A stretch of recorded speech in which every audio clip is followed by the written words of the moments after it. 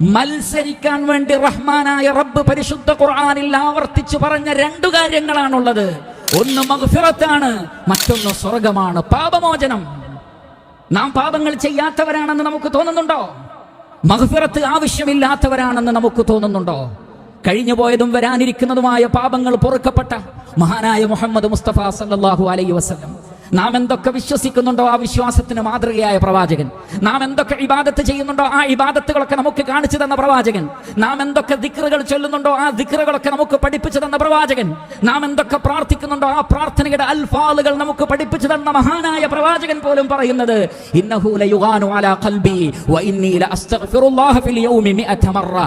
ചില സന്ദർഭങ്ങളിൽ ഞാൻ ദിക്ർ വിട്ടുപോകുന്നു, അതുകൊണ്ട് തന്നെ 100 തവണ റഹ്മാനായ റബ്ബിനോട് ഓരോ ദിവസവും ഞാൻ ഇസ്തിഗ്ഫാറിനെ തേടുന്നു എന്ന് റസൂലുള്ളാഹി സ്വല്ലല്ലാഹു അലൈഹി വസല്ലം പറഞ്ഞിട്ടുണ്ടെങ്കിൽ ഞാനും നിങ്ങളും എത്രമാത്രം മഗ്ഫിറത്തിനെ തേടണം. അതുകൊണ്ട് സാബിഖൂ ഇലാ മഗ്ഫിറത്തിൻ മിർ റബ്ബിക്കും വജന്നത്തിൻ അർദുഹാ കഅർദിസ് സമാഇ വൽ അർദ്. ആകാശഭൂമികളുടെ വിശാലതയുള്ള സ്വർഗ്ഗലോകത്തിന് വേണ്ടിയും റഹ്മാനായ റബ്ബിന്റെ മഗ്ഫിറത്തിന് വേണ്ടിയും മത്സരിച്ചു മുന്നേറുക.